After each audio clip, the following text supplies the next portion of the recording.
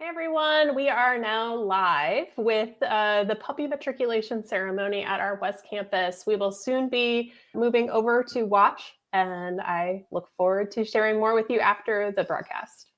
Well, welcome to the November 2025 puppy matriculation ceremony. I've been with the organization since August 2018, but I've been in the assisted dog industry for about a decade, maybe a little more.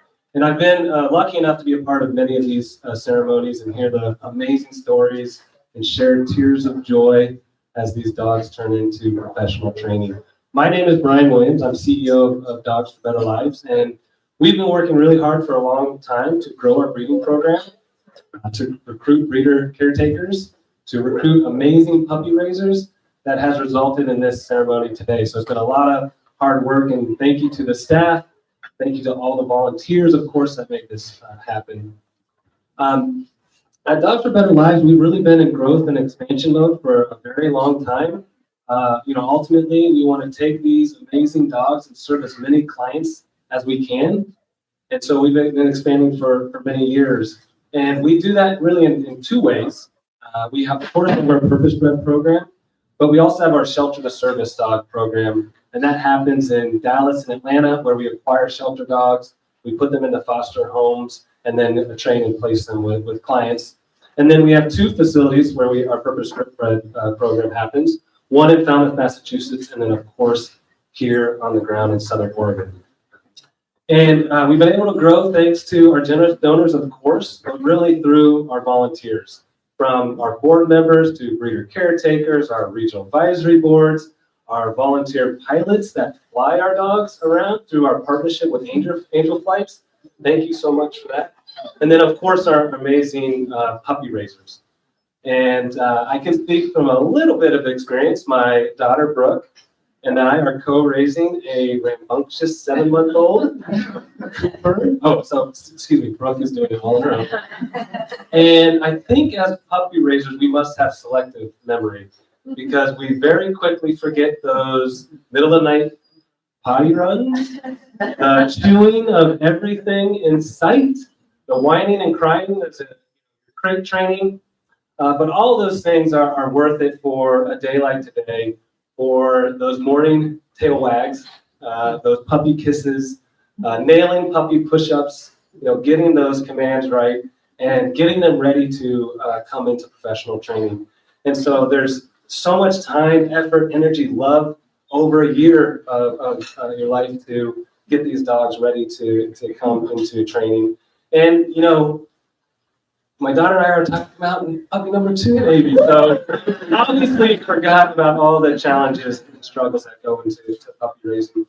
But why, the question is, how could you do this? How can you give up this dog? And we do it because of a bigger purpose and what these dogs can come to become and the lives that they can change with these clients and the safety and the well-being and the independence that these dogs provide to their clients. So it is such a special process that could not happen without these amazing puppy raisers. So if you're thinking about it, I encourage you to get some more information. It's definitely worthwhile.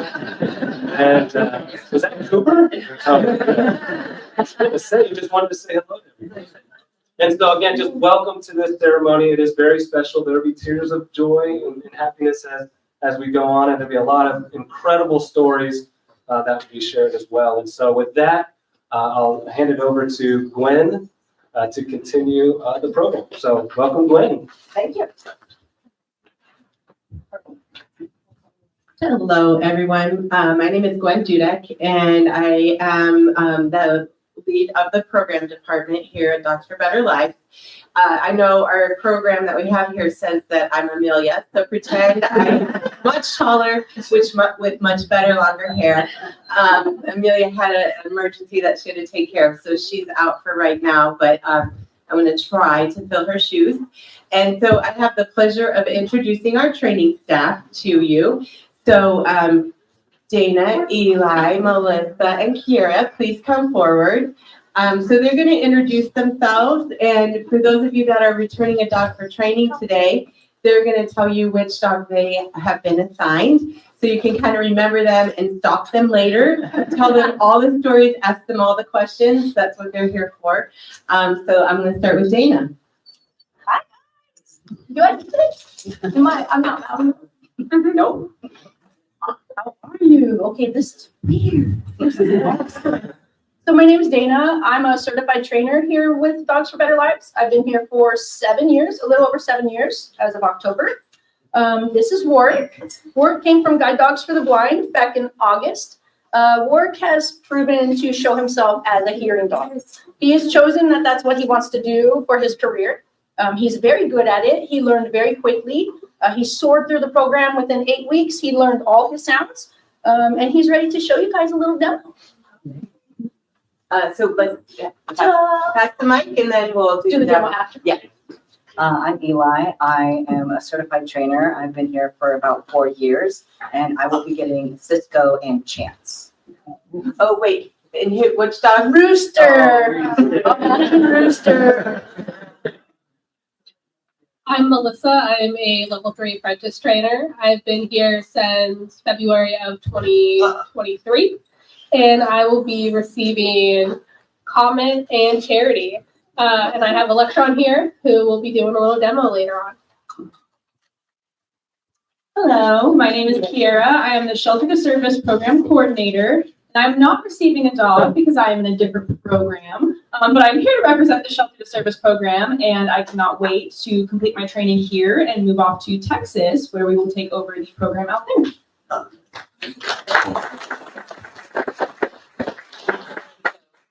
Thank you. So we're going to start with our hearing dog training demonstration. Is that true?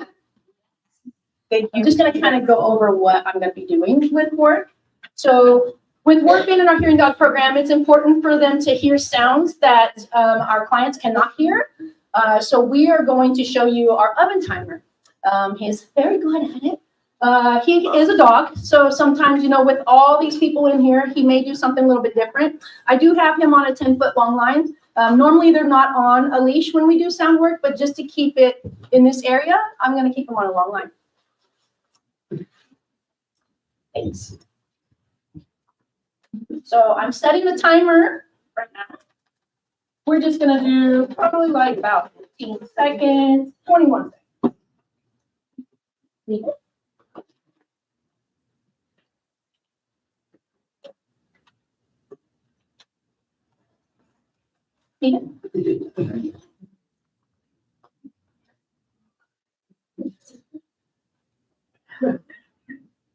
He already knows his job. He knows exactly what's happening.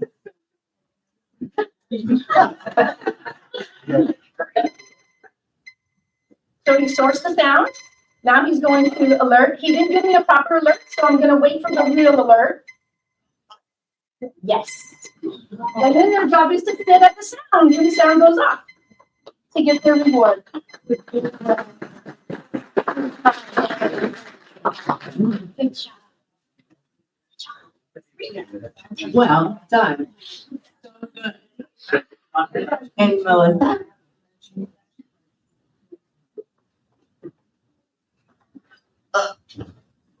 So for Electron, he is going to be in our autism assistance program. That includes a lot of deep pressure task work. I'm going to be showing you visit, and then I'll be showing you lap possibly. I'll see how he does. He is still learning. He is still new. He's been in our program for about 5 weeks, and he is doing a wonderful job. I'll just be doing it on myself, but thank you for volunteering.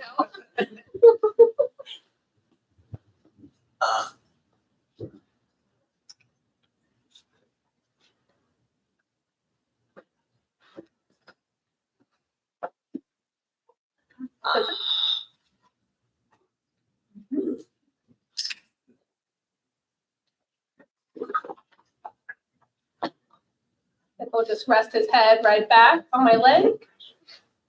Off. Yes. 3. The other side. 1.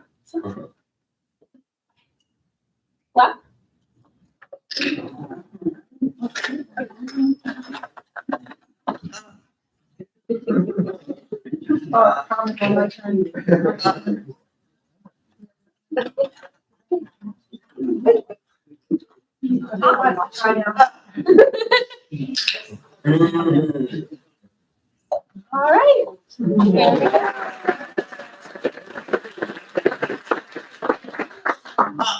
Thank you. Amazing, Dr. Butterlife training staff. So later on this morning, we'll make sure that all of our puppy raisers get connected with their future trainer. And so with that, we just wanted to give a brief preview of what some of the skills the dogs will be learning and training, or that, all the dogs ultimately get introduced to. So you can see a little bit of what happens here. But the reason we do this is, of course, so the dogs can go on to do bigger, better things than just be a great reason to come to work. They go on to be placed with a person who's deaf or hard of hearing. They go on to be placed with a child, with a family who has a child with autism, or to work in a facility. So maybe in a hospital, a school, other places where they can use their skills to help people through therapies, through education, and just in general improve people's lives.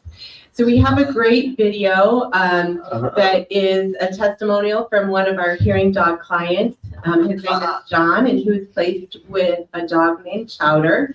And he tells the story of his journey from hearing about Dogs for Better Lives to ultimately being placed with a hearing dog. So we're going to show that next. And I just also need to just give a minute for the live stream to just switch over to her video as well. I was born without an ear canal in my right ear. So I've been hearing impaired since birth.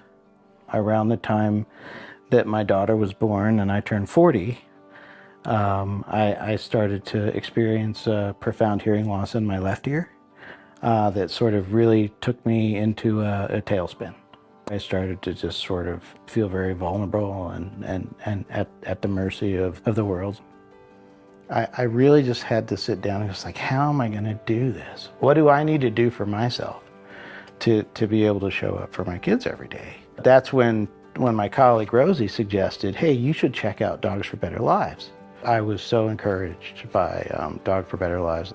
Just the affirmation that someone was speaking my language around my experience, it was such a validation for me. And just the quality of discourse that Dogs for Better Lives brought to the conversation was immensely beneficial and therapeutic.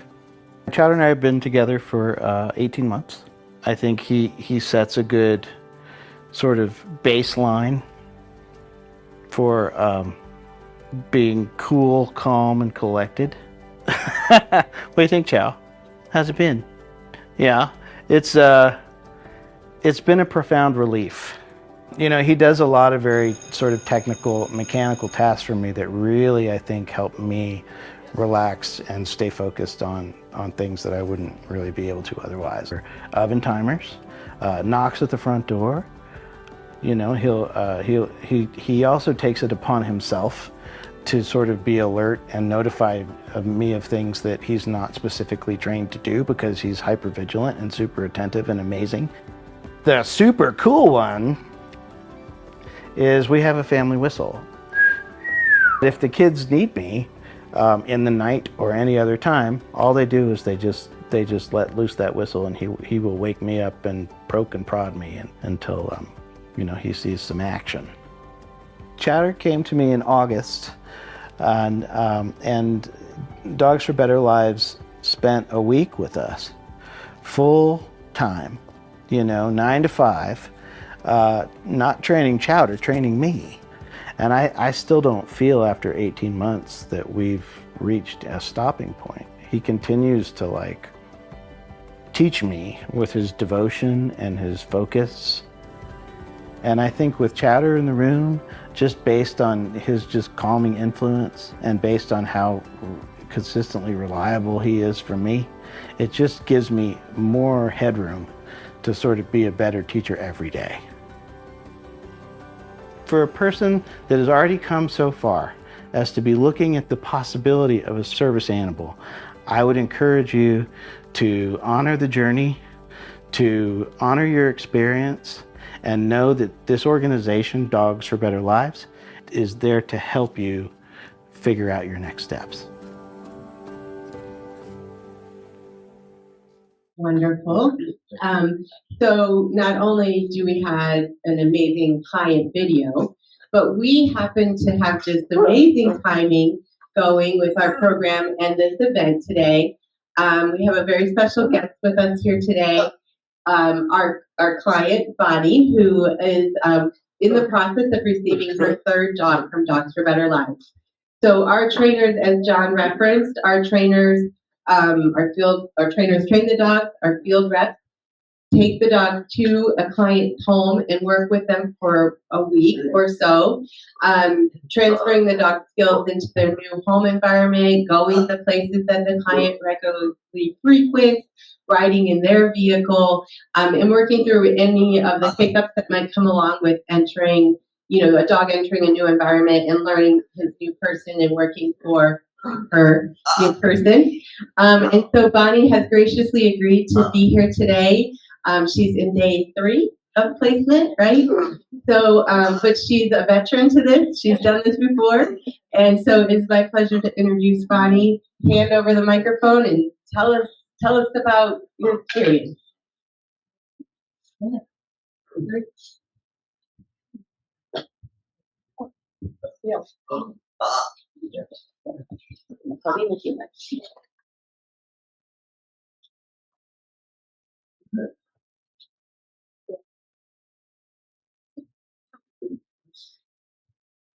Hi, my name is Bonnie.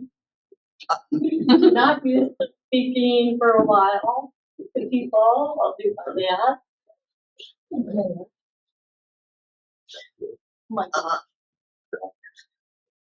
It's okay. I was saying my older dog's name. He passed not 6 months ago. So still trying to get her name on my mind. I'll say that. She's waiting for her treat for me to.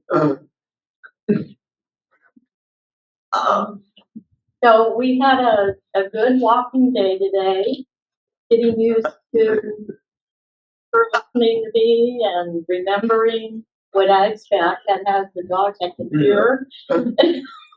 Yes, none of them was very old and had a lot of health problems. We kind of didn't practice the way things were supposed to be for a while. Minnow is a very sweet, loving dog. I think we've connected pretty much, and she's getting used to knowing that I mean what I say. Yeah. Dogs for Better Lives is a little bit more involved. I think it's a lot more complete. And I just thank so much the puppy raisers and the volunteers that have taken their time to train these dogs, work with them.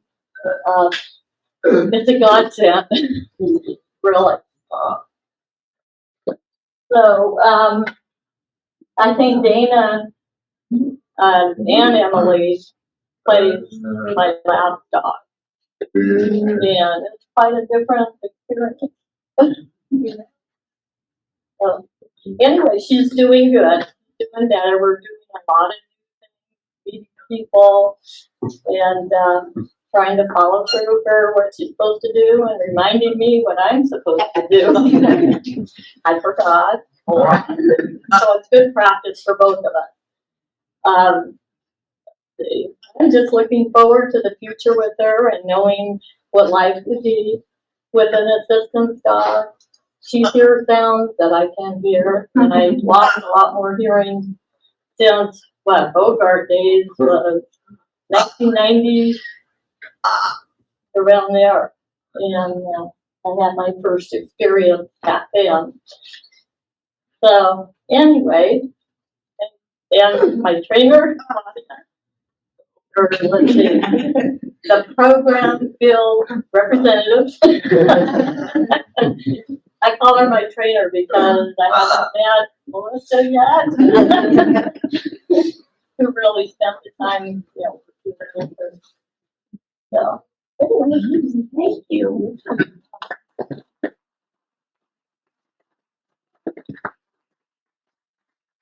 Wonderful. Thank you so much. You guys are doing great. It's only day 3. Amazing. Well, with that, I get to hand the microphone over to our puppy program staff. So we have Michael King and Donna Pinchek. Hello. Yeah, I think you're out of the Zoom, so I need this side. Okay. All right. As Glenn already said, my name is Michael. I work with puppy raisers, and here Donna, who you've all met and emailed probably 1,000 times over the course of the past year. I get the privilege, we get the privilege of introducing our volunteer puppy raisers, right? That's why we're all here in this room today, is to celebrate these individuals.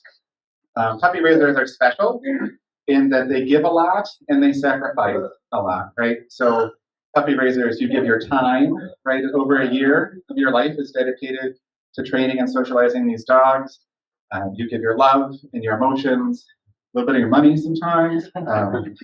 And you also do a lot of sacrifices, right? Like Brian had alluded to earlier, you sacrifice your sleep in the beginning. Sometimes there's a sacrificial shoe that happens, socks go missing, right? So all of these things happen. You welcome in super cute, adorable puppy, sometimes naughty puppy in the beginning part of this relationship, but then you settle into building the foundation for the building blocks for the dogs that you've seen in the video and that our client just shared about Minnow. And at the end of the day, after you finally get to sleep at night and you can find your shoes, you give it all up. The puppies return to us, just like we do today.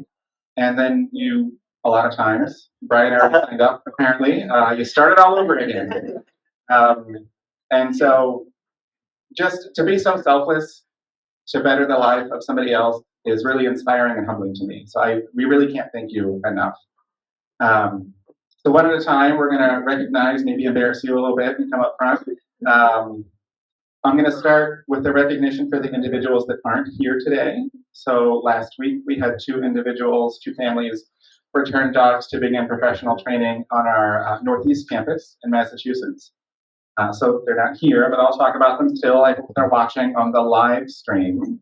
So the first puppy we have is Winston. And Winston was raised by a first-time couple named Ralph and Mary from Tennessee. They had several dogs in the past, but this was their first time puppy raising. And they shared that the thing they're most excited about is watching to see what Winston's going to do in the future. So they're very excited to get the reports, the updates over the next 4 to 6 months, and just are really excited to see what he's going to do in the world. And Romeo is the second puppy that was turned into our Massachusetts campus last week. Romeo's journey began with a prison program. So he was raised for the first few months at Ross Correctional Institution. And volunteers, Patty and Tim, took him on the weekends and socialized him. And then when Romeo was about 5 months old, they welcomed him full-time. And so they spent the last 9 months or so full-time with Romeo, taking him to puppy classes and doing socialization. And so Romeo's journey was a little bit different. Kind of the different partnerships that we have. Brian alluded to Angel Flight, which I'll speak about in a little bit. It really takes a community to get these dogs where they need to go. And then now for the puppies that are here today and their puppy raisers, we have puppy Comet and family, if you want to come up. So Comet was raised in Sacramento by family Bonnie, Mark, and Jeffrey. They are very experienced, canine experienced people. Having raised several dogs before, this is the first puppy they've raised for Dogs for Better Lives. And just thank you so much for being here. And I'm not going to put you on the spot, but if you want to say something at the end, you can. No, all right, that's great. I heard a rumor that they might be looking at a puppy in the spring. Second dog. Okay. I just Donna has a little token of appreciation for you, but thank you very much. Thank you so much.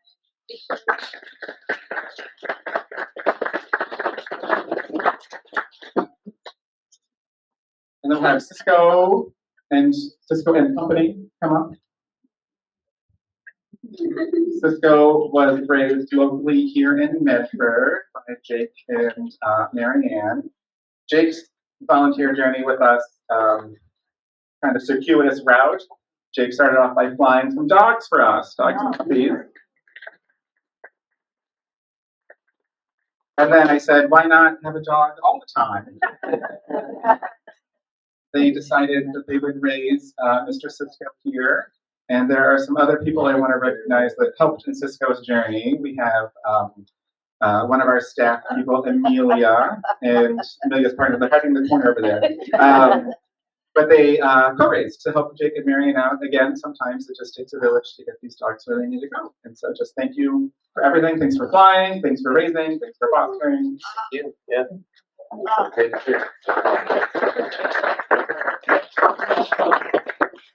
Thank you very much. Come on. Now, if Miss Charity and family would like to come on.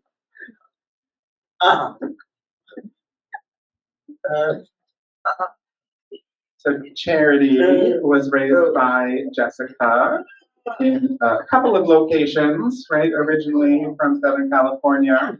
There was a move cross country to Colorado, so Charity has been all over the place.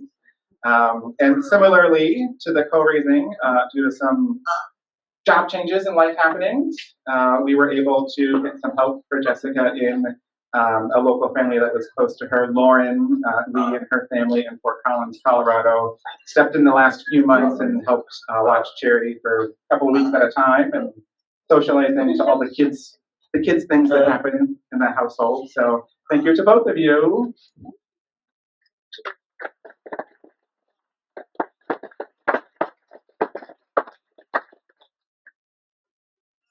And then Mr. Rooster over here, the only fluffy dog in the group.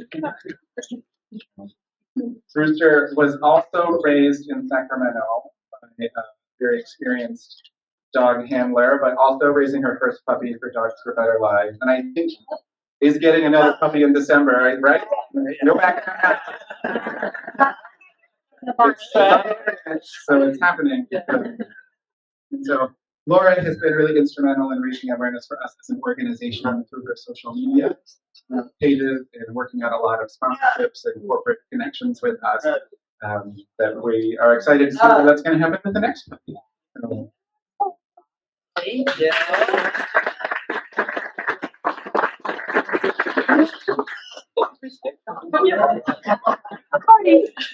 This is all for him. And then last but not least, we have Puppy Chance. You want to come up? Chance is a little bit of a unique situation. So Chance was raised by Patty and Tony in Montana. This is not Patty and Tony here. They could not come, but again, on the theme of many people doing many things, Chance was placed with Patty in Montana in December. Getting a puppy in the middle of winter to Montana is no easy feat. And so that's where Angel Flight has stepped in. So Chance is the first puppy that Angel Flight flew through their network of volunteer pilots for us. And just yesterday, another pilot, Joe, returned Chance from Patty, from Patty so that Chance could begin training. And so that flight marks the 16th puppy flight that Angel Flight West has done for us at Dogs for Better Lives. So I want to acknowledge Angel Flight West.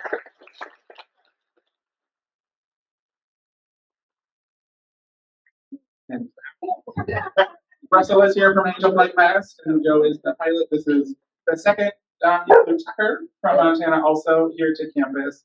A little bit about Angel Flight's cooperation. So again, it's their 16th, 17th dog they come. So to quantify that, that partnership has helped save over 170 staff hours from our staff at Dogs for Better Lives, and it has saved us over 12,000 miles of driving.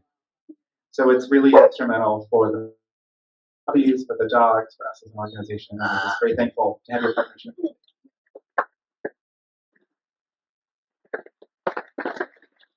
And so that is all of the introductions. I would like to take a few moments here, and if any of the puppy raisers would like to say a few words or anything, you can have a few minutes to share about your experience.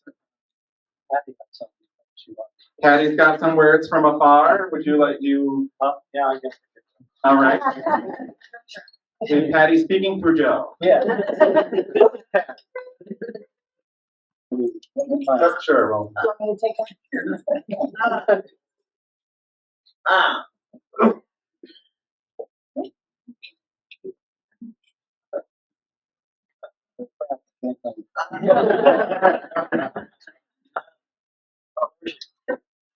All right.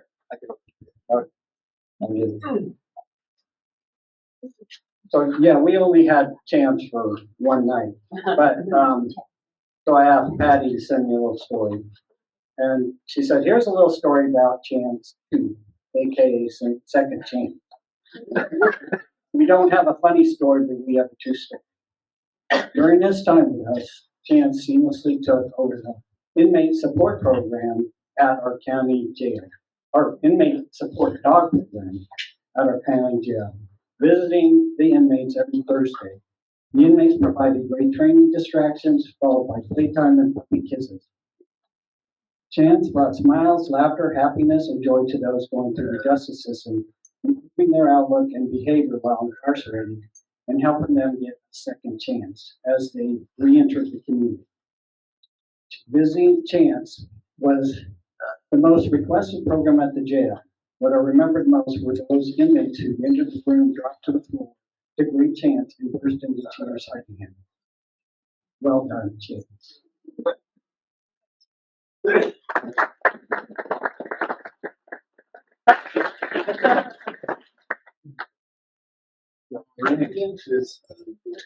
someone else. Looks like Laura would like to say one or many words. Somewhere.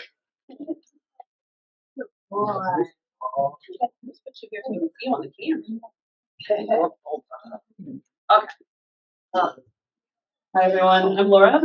Puppy raising has been one of the greatest joys of my life. After 16 puppies, I can honestly say turning never gets easier, but we do learn what to expect. There are so many emotions that come with this moment. We walk away with an empty leash, a full heart, and dreams of the incredible ways our dogs will go on to change lives. As puppy raisers, we give these dogs the foundation to be great. We guide them through their first steps in the world, teach them confidence, manners, and trust. And then we let them go so that they can take the next steps in their journey. It's not always easy, but it's always worth it. Whether this is your first puppy or your 20th puppy, please remember you've done something that so many people say they could never do. I know people come up all the time and say, I could never do that. You've made a difference that ripples far beyond what you can see. To the staff at Dogs for Better Lives, thank you for creating such a supportive and positive experience. The communication, encouragement, and care you show for both the puppy raisers and the dogs make all the difference. I've truly loved raising Rooster for DBL and being a part of this mission. I look forward to continuing this journey. I'm thrilled to be welcoming a golden girl next month. Every time I turn in a puppy, I remind myself, this isn't goodbye. This is the moment that their purpose begins. And thank you for letting me be a part of that purpose.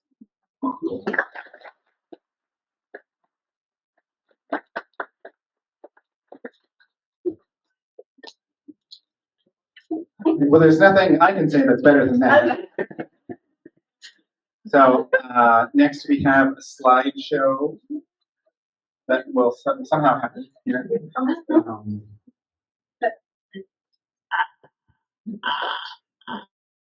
Dogs initially came because they were useful to us, right? And we needed their protection, maybe their hunting skills.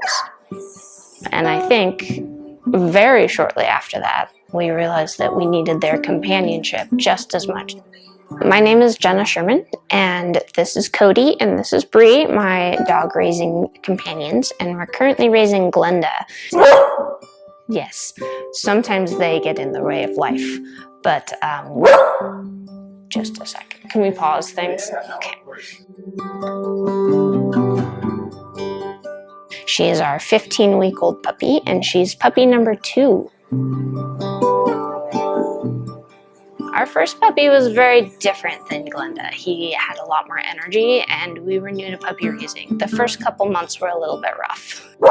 So it was a bit of a learning curve, but this time has been so much smoother now that we know, what to expect and what to do. We get to enjoy more cuddles and worry less about our chewed up shoes. I've really enjoyed the community that we've built here. The kids and I come and we help the big dogs because a lot of the dogs they train do work with children. And then we've also participated in a lot of community events, all great experiences for the dog and a lot of fun for us. My favorite part is when I just have company. My favorite part is when I get to read books to them and when they're little. So when you get your puppy, they're a totally blank slate, and it starts with the basics. You teach them your name, you teach them sit and stay and come. And then once you've got skills at home, then you take them out in public and, you go to the library, you go to a restaurant, and you take them with you everywhere, and you expose them to every kind of people and every kind of situations. Exposure and training are your 2 most important jobs. You're turning them into nice, well-rounded dogs. That's your job. Yeah, every time I talk to people and they hear about the program, they're like, oh, that's so great, but I could just never give them up. I think about it less like I'm her mom and more like I'm her kindergarten teacher. I bring her in, I love her with all my heart, I teach her everything I can, and then my job is to pass her on. I get fulfilled when I've done my job and she's ready for the next stage. Anyone who's ever had a dog knows that you don't want to say goodbye to them, but you know from the beginning that she's in our lives for this season and we're going to love her to pieces while she's here, and then we're going to pass her on for somebody else to love to pieces and change their lives. We are on puppy number 2 because it was so worth it the first time. And we just found out our first dog was just placed, and so that's really exciting to see him come all the way through from wild puppy to great service animal. It was like your kid, my kid graduated college kind of thing, and it's so cool that we were part of that journey and that we were able to guide him so that we could hand him off to the great trainers here, and then they could turn him into the service dog he's going to be. If you love dogs and you want to give back, I can't think of a better way to do it than to get your very own puppy for a year.